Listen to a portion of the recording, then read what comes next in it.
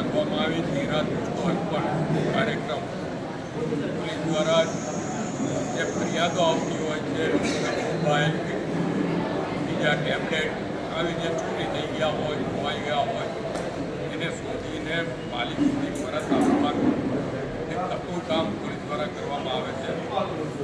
અને આજે લગભગ 13 જેટલા લોકોને મોબાઈલ અને ટેબ્લેટ પરત આપવામાં આવ્યા છે. સાથે સાથે આગામી રથયાત્રાને અનુલક્ષીને અહીંયા આગળ શાંતિ સમિતિની પણ મિટિંગ રાખવામાં આવી. લોકો સાથે એના માટે પણ સૂચનો કરવામાં આવ્યા છે. અને દર્ભાવતી નગરી સંસ્કારી નગરી છે, એની સંસ્કારિતાને શોભે એ રીતે શોભાયાત્રા નીકળે એવી અપેક્ષા રાખવામાં આવી છે.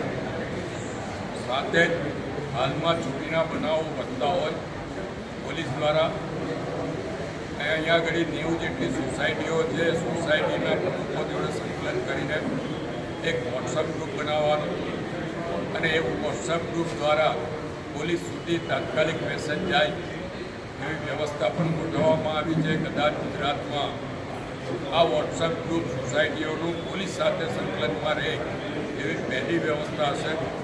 પોલીસ ઇન્સ્પેક્ટરને અભિનંદન આપું છું કે પોલીસે સુંદર અભિગમ અપનાવ્યો છે અને આ અભિગમ પરથી પ્રેરણા લઈને ગુજરાતમાં બીજે ઠેકાણે પણ આવા ગ્રુપો બનાવવામાં આવશે.